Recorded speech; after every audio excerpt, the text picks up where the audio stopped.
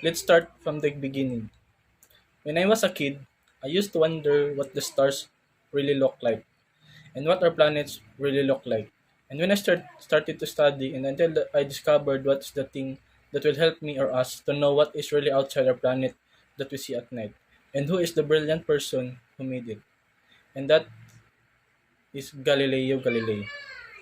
A natural philosopher, astronomer, and mathematician had a significant impact on development of the scientific method as well as the fields of motion, astronomy, and material strength. He also made important telescopic discoveries such as finding Jupiter's four largest moons and many more. So let's first talk about Galileo life and how he got to be the greatest scientist in the world. Galileo Galilei was born in Pisa in 1564, the first of six children of Vincenzo Galilei, a musician and scholar. In 1583, Galileo entered the University of Pisa to study medicine. Armed with prodigious intelligence and drive, he soon became fascinated with many subjects, but particularly mathematics and physics.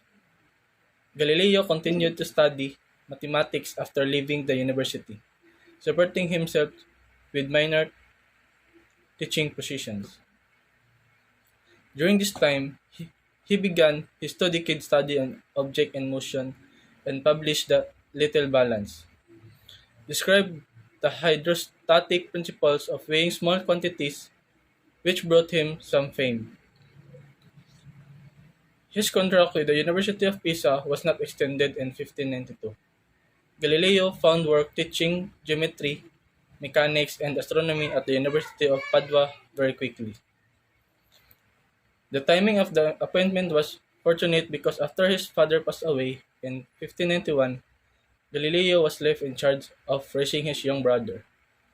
He delivered entertaining lecture and drew sizable crowds of followers during his 18-year stay at Padua, further increasing his fame and his sense of mission.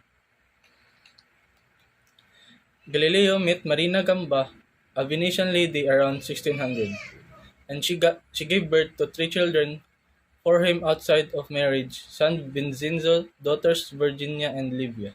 And he never married Marina, possibly due to financial worries and possibly fearing his illegitimate children would threaten his social standing. Galileo invented an improved,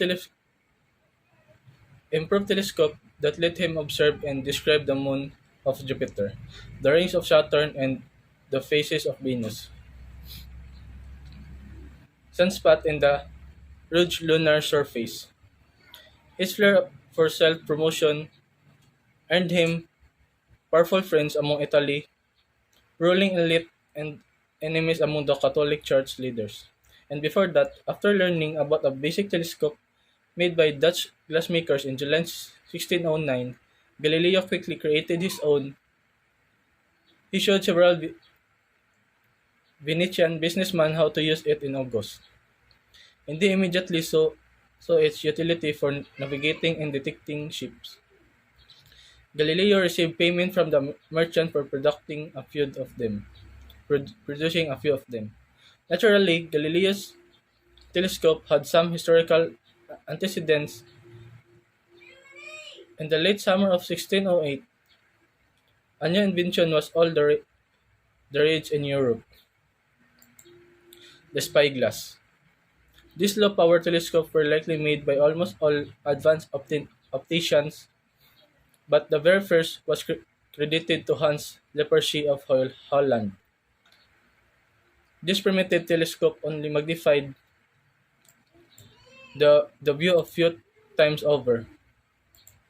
Galileo's ambition pushed him to go further, and in the fall of 1609, he made the fateful decision to turn his telescope toward the heavens. Galileo used his telescope to study the moon and discovered Venus had phases similar to the moon's, demonstrating that it moved around the sun and disproving the Aristotelian theory that the Earth was the center of the universe. He also found that Jupiter has rotating moons that were independent of Earth. In 1613, he published his observations of sunspots, which also refuted Aristotelian doctrine that the sun was perfect. Galileo first observed Saturn through his telescope in July 1610. He had already announced his discovery of the moons of Jupiter, but Saturn, the furthest planet then known and twice as far away as Jupiter, was even more mysterious and difficult to understand. To Galileo's surprise, Saturn wasn't just one planet but three, a big middle planet with a small planet or moon on each side, and the three were almost touching. Following his accomplishment, Galileo concentrated on enhancing the tool. His first telescope had a 3 diameter magnification.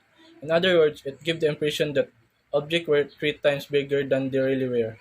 He created a device that could magnify 8 times and ultimately 30 times by improving the telescope construction. Galileo's telescope is still in use today, more than 400 years later, and it's constantly maintained by Italian Museo, which was renamed the Museo Galileo in 2010.